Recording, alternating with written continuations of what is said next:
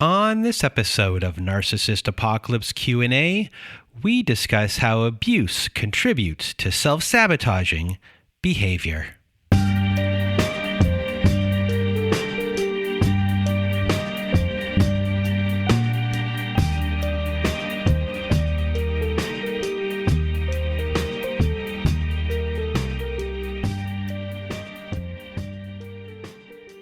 Welcome to Narcissist Apocalypse Q&A, everyone.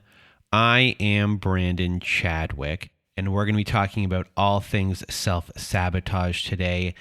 But if you want to be a guest on our Survivor Story episodes, please do go to our website at narcissistapocalypse.com. Top of the page, there's a button that says Guest Form. When you click on that button, it takes you to our Guest Form page. There you can read all of our instructions and either send us an email at narcissistapocalypse@gmail.com or fill out our Guest Form and press the Submit button, and please send it in the format that we ask for. So today we are going to be discussing self-sabotage, all things self-sabotage. And I just wanted to do this episode because our podcast isn't just about abuse, but it's also about self-discovery and understanding how self-sabotage can occur, the traits or the signs and the behaviors of self-sabotage, and how they are formed because of the trauma that we went through either in childhood or through relationships. So this is why I kind of wanted to do this episode, just to kind of bring a bit more of a self-discovery this week when discussing a topic that surrounds abuse. So the psychological definition of self-sabotage. So self-sabotage occurs when we destroy ourselves physically, mentally, or emotionally, hindering our own success and well-being by undermining our personal goals and values. And this can be done consciously or unconsciously. Self-sabotage, also known as behavioral dysregulation, can be conscious or unconscious depending on levels of awareness. An example of conscious self-sabotage is deciding to eat French fries despite a goal to eat healthy. And unconscious self-sabotage happens when a personal goal or value has been undermined, but not initially recognized. So, for example, wanting to get a specific piece of work done, but you're overextending yourself with so many different types of work that you want to accomplish as well. You get overwhelmed, then nothing gets done. You haven't prioritized anything, and because you haven't prioritized anything, all of this stuff doesn't get done at all. So when this happens, you will obviously get upset. You might get a little bit depressed. It can kind of get you into a rut. It starts to kind of deplete your drive and your motivation. It can make you anxious as well, very anxious. I go through this all the time. You could end up being sad. And then it also will have a toll on your self-esteem. Like there's just this kind of domino effect that can happen when self-sabotage is occurring. So for many people, we don't know why we self-sabotage. And if you've listened to our podcast, our Survivor Stories, we hear a lot of stuff that comes from your childhood. We talk a lot about perfectionism, pessimism. There's a lot of things that are going on, especially when you have no autonomy from your parent and you're underneath your parent's thumb. So why do we self-sabotage? So here are 4 possible causes of self-sabotage. So first up on our list is modeling, and self-sabotaging behaviors can come from childhood models and patterns, such as a parent who lacked confidence to succeed. And that lack of confidence can then become ingrained in you. So a parent who consistently warns a child to be careful at the playground may cause that child to internalize the world as being unsafe and exploration of this world to be avoided. So you're instilling this fear here in this example, in this modeling example for your child, and that child might then be afraid to do things themselves. They could end up self-sabotaging situations because this fear has been instilled in them. And with this modeling, with this specific example here of a lack of confidence and fear, a child may grow up not starting things, or they could start things, but then feel very uncomfortable, finding a roadblock, not knowing how to fight through, and quitting. And this can then throw them down a rabbit hole of not feeling good enough. And this can reverberate all through your work and your relationships. And number 2 on our list is rejection or neglect. So being rejected or neglected by a parent can cause low self-esteem and other negative self-image issues. And this can compel us to sabotage personal relationships in an effort to avoid further vulnerability and rejection. And number 3 on our list is childhood survival techniques.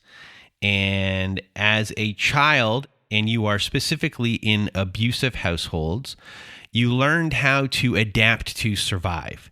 You change behavior to fit in, and this can be not rocking a boat, not communicating, being passive aggressive to survive might have been encouraged in your family. We hear a lot of that on our Survivor Story episodes, specifically when it comes to how you interact with your siblings. Golden child scapegoat dynamics could be going on. Your family could be gossipers. You might lie in your family because you're afraid of consequences. So as you grow older, these things will stop working for you when it comes to normal relationships, or what we deem healthy relationships, or being at work.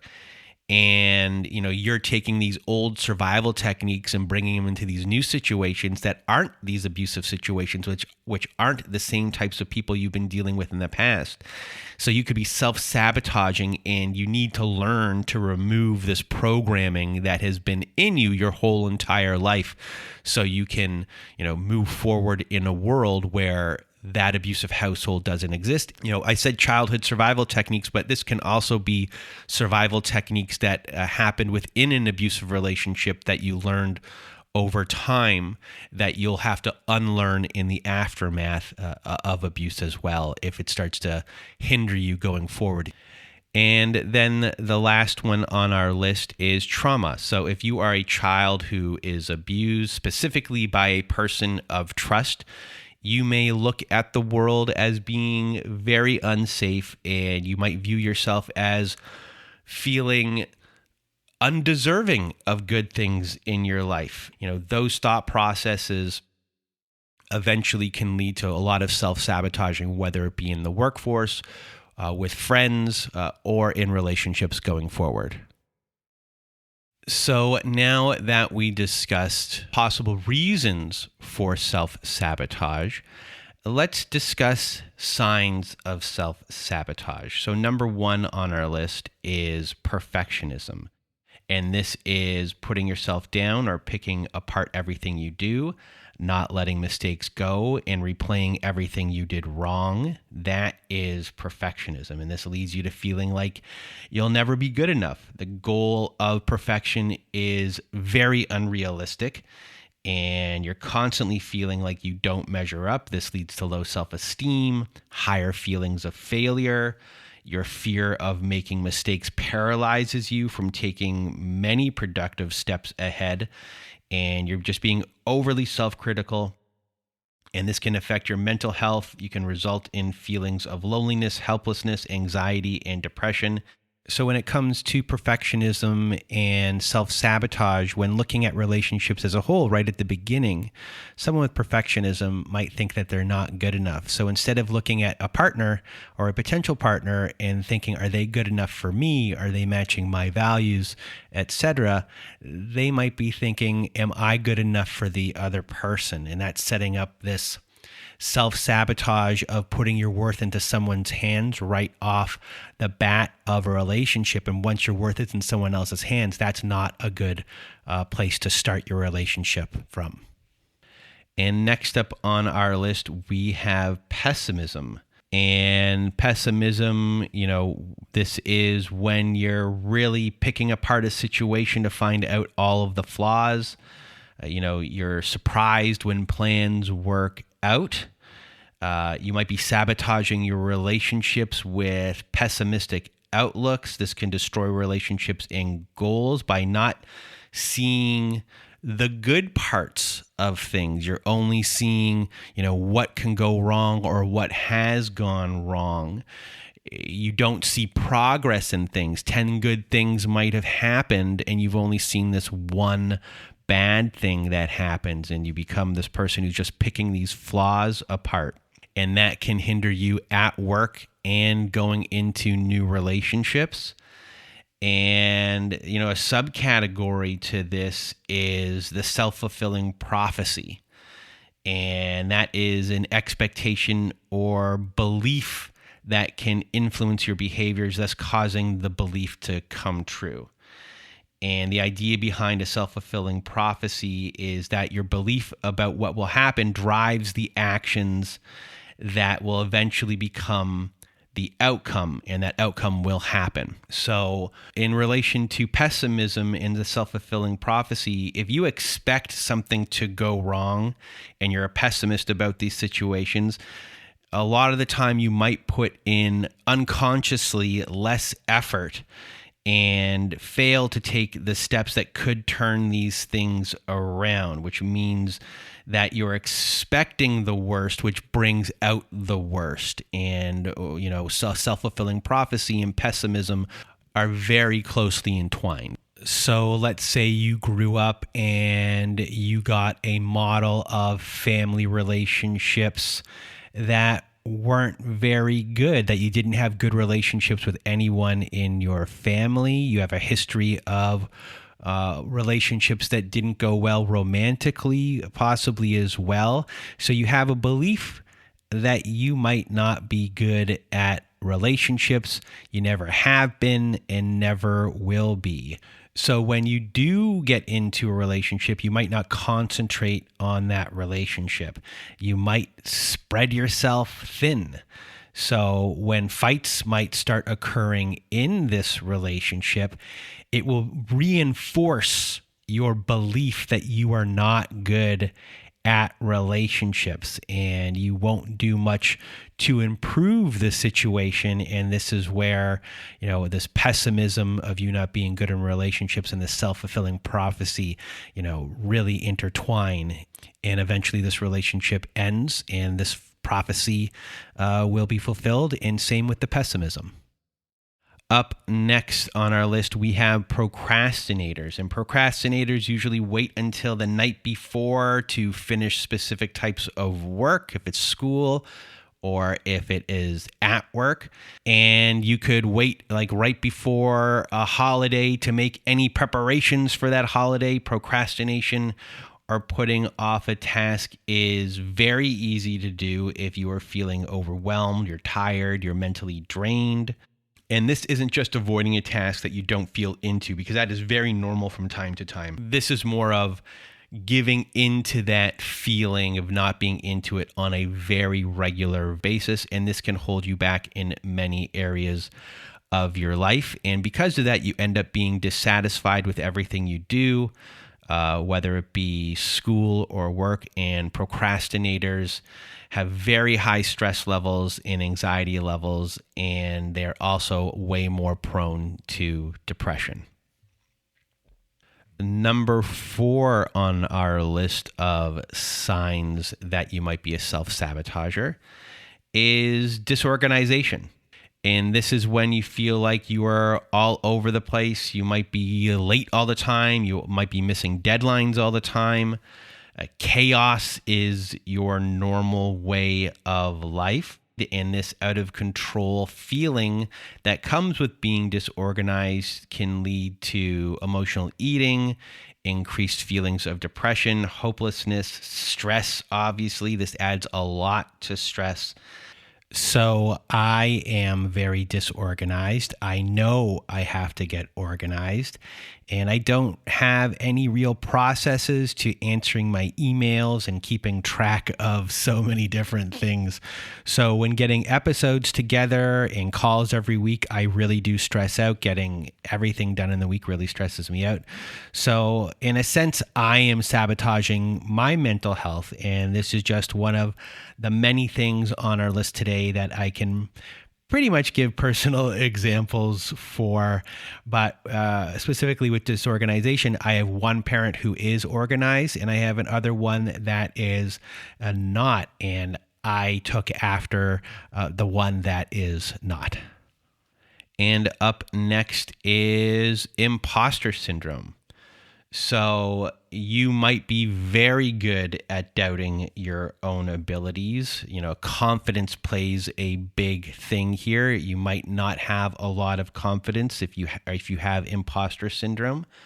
You might find it hard to give yourself credit for your own successes. You might feel like a phony, and this can lead to some big self-sabotaging. So for example, you might not try for jobs that you want, promotions that you want, relationships that you want. You might not reach out to others because you often feel as if nobody wants to hear what you have to say.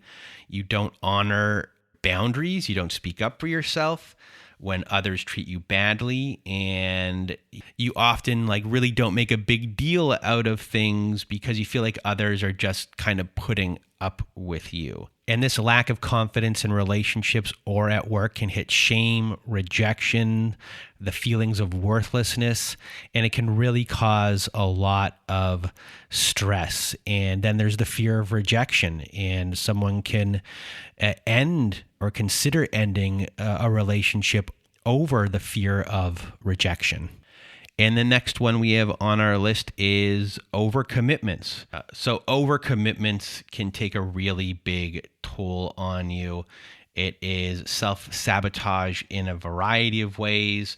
Taking on too much leads to not being able to finish everything you start.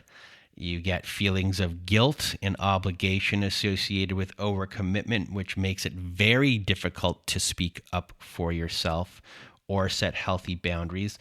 And it sets you up to put yourself last all the time, which just makes stress even worse. And overcommitment leaves you open to constantly being asked to do more things for other people, to just give a little more. And this can become a very big problem at work. And this can be a big problem in relationships as well. Earlier, we gave an example when it came to work, but for relationships, not just romantic, spreading yourself thin, not wanting to disappoint others can take a toll on your health. You don't want to disappoint people, but in the long run, it's okay to say no. Healthy friends will understand, and it's best to say no early than to overcommit and possibly back out at the last second. If that happens a lot, it can really cause tensions on both sides. But, overcommitting yourself is a form of self-sabotage. Up next on our list is burnout. And when it comes to burnout, you might be living in a constant state of stress, exhaustion, and burnout can lead to some serious issues like mental and physical illnesses, relationship troubles. It can even hurt your finances. And these things can really turn physical: headaches, stomach aches, indigestion. Just a lot of weird physical symptoms can manifest from being burnt out. And this is a way for your body to tell you to just kind of stop and think about what is going on when these physical things are happening. So burnout could have manifested in a way growing up where society or family tells us that we need to be productive. We have to make X amount of money. And this is how we are valued. So we burn out based upon being this production, this producer. This is where our value is coming from. And it can be a coping mechanism. And a while ago, we had an episode where someone learned the admirable trait of bending over backwards to help people to the point of burnout. This causes burnout, bending over backward for people. They became a martyr to help people. That was their value. That's how they felt that, they were a productive person in society or for someone else, that they martyred themselves. And when you get to this point, of burnout, you're not helpful to yourself anymore. You're not helpful to others anymore. And, burning yourself out to do all of these things, to produce, to create value, to be valued, is a self-sabotaging behavior. And another sign of self-sabotage is self-medication. And this is obviously a coping mechanism as well. I guess all of these are coping mechanisms, we can say. But, self-medication is one where it's like really in your face, as what a lot of people see as a coping mechanism. And it's just you trying to soothe yourself. But as we know, when you're a self-medicator of drugs, alcohol, a lot of different addictions, this can be a self-sabotaging behavior, whether it comes to work and relationships. And obviously the self-medication comes, as with all of these things, from a trauma of some sort that happened at one point in your life.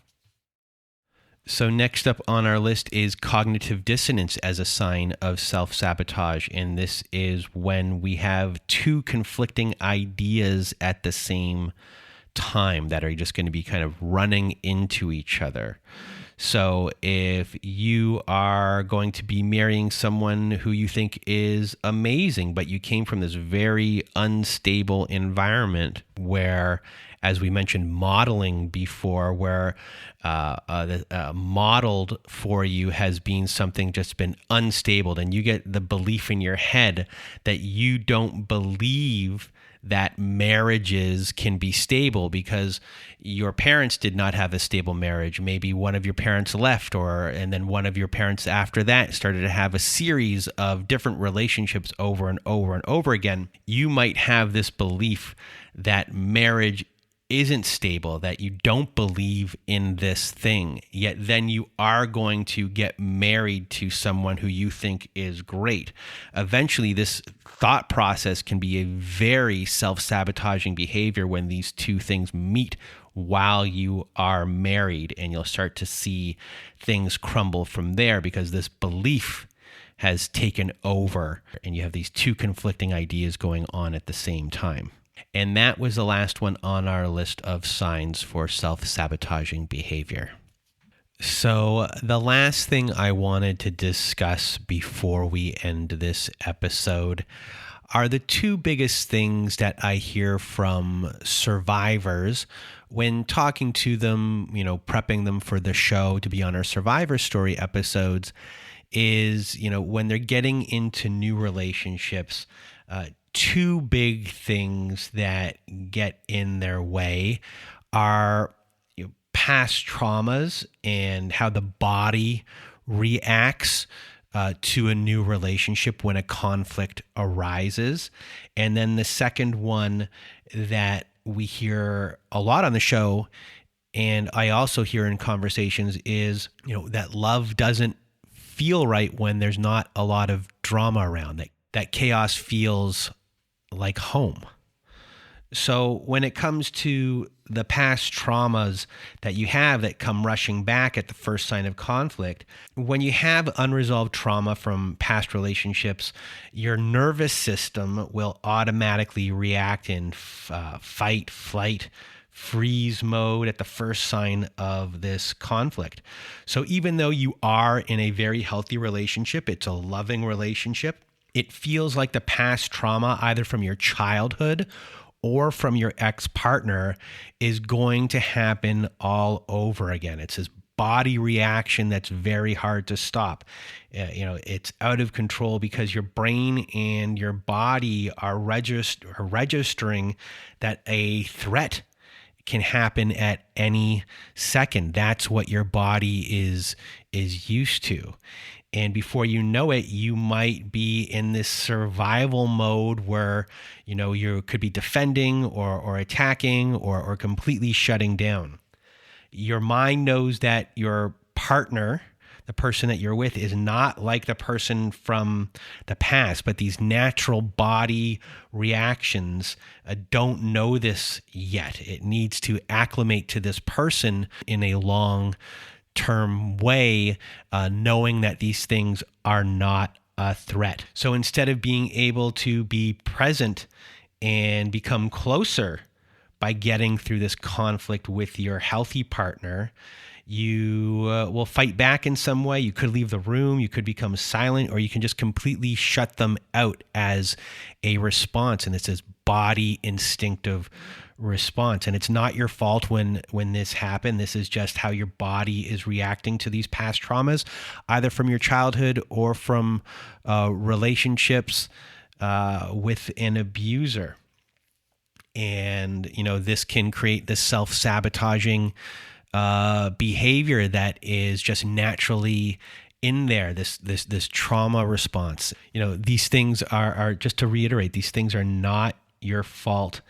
And these are things to know that are there, and to be something that can be worked on, and just to not throw the relationship away based upon your reactions to these things, that these things can be changed.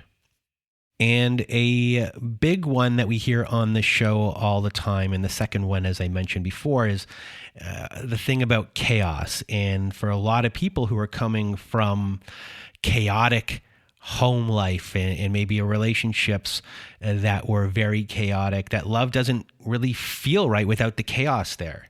So whether it's been from your childhood or past relationships, your experience of love has all been about drama and trauma, and there could be violence in there as well. And we hear a lot of people, when they try to get into relationships with healthy people, that they kind of find it boring. They don't know what to do with it. Your whole body feels comfortable around all of the drama and these kind of toxic relationships.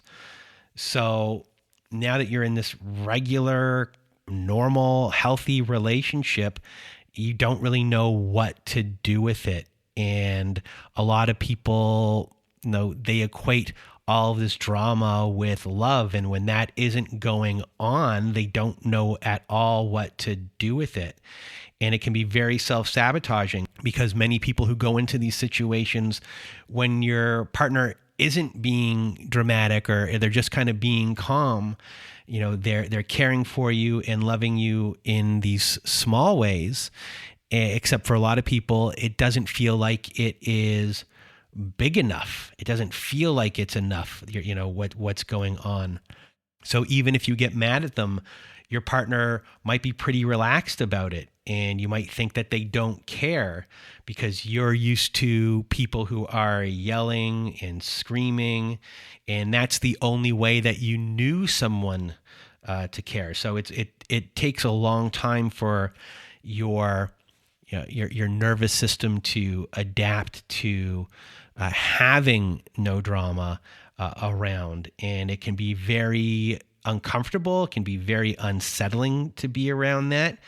And it's something that you might run away from because it doesn't feel comfortable. You might be used to someone who, after a big fight, gives you a big gift to make up for things, whereas this calm, healthy person doesn't do that. And you might equate getting these big gifts or this love bombing stuff after all these things are happening with love.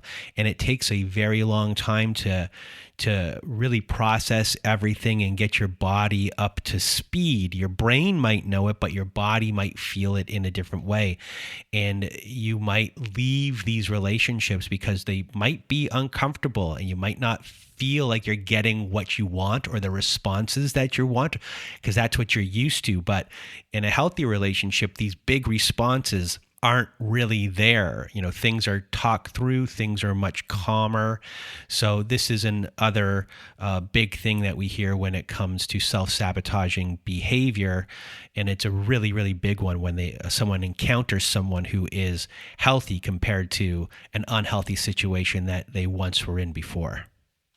So today's episode with self-sabotage, a lot of this stuff that we're doing is not just about the abuse, but it's about self-discovery. And I wanted people to hear, how these self-sabotaging behaviors could have been formed, where they come from, how they manifest in different ways. And what I want most for everyone is to be able to leave the relationships that they are in, but also heal from past traumas and to live lives that are healthy and where you're happy. And these behaviors sometimes can work against you, and it's up to all of us to work on them if we do want to work on them and create less conflict and more balance in our lives. And what's also interesting is that some of these self-sabotaging behaviors can also, these beliefs that we have, like the perfectionism and things like that, abusers can actually take these things and use these things against you if they want to, specifically stuff like perfectionism. They can attack your competency and things like that. So you can see them from the other angles, as well as how it's not self-sabotaging, but when you put some of these behaviors or traits or beliefs in the hands of an abuser, and once everything is uneven and in their hands, they can sabotage you through these things as well. So I just wanted to kind of go through all of this stuff so we can kind of figure out more about ourselves. And that's how I view the show, that it's not just about abuse, but it's also about self-discovery and learning the processes of who you are and who you are also dealing with, and how these behaviors can be used by both of you. So I hope that you enjoyed this episode today and took a lot from it. And if you want to be a guest on our Survivor Story episodes, please do go to our website at narcissistapocalypse.com. At top of the page, there's a button that says Guest Form. When you click on that button, it takes you to our Guest Form page. There you can read all of our instructions and either send us an email at narcissistapocalypse@gmail.com or fill out our guest form and press the Submit button. And please do send it in the format that we ask for. Also at our website, we have our very own support group. So if you need support, please do go to narcissistapocalypse.com, press the support group button at the top of the page. There you'll see that we have our very own safe social network. We have Zoom meetings every Wednesday night, Thursday afternoons, and Saturday nights. We have forum boards for you to post on and for you to get the validation that you need, and you can validate other survivors as well. It's a great group of people on there in our support group, so join that today. And if you need even more support, please do visit our friends at domesticshelters.org. At domesticshelters.org, they have articles and resources to help you make sense of what you are dealing with. They have every phone number, email address, and web address for shelters and agencies, no matter how big or small the town you are in. Domesticshelters.org has it there. And that is it for our show. And I hope you enjoyed this episode, and I hope you have a good night.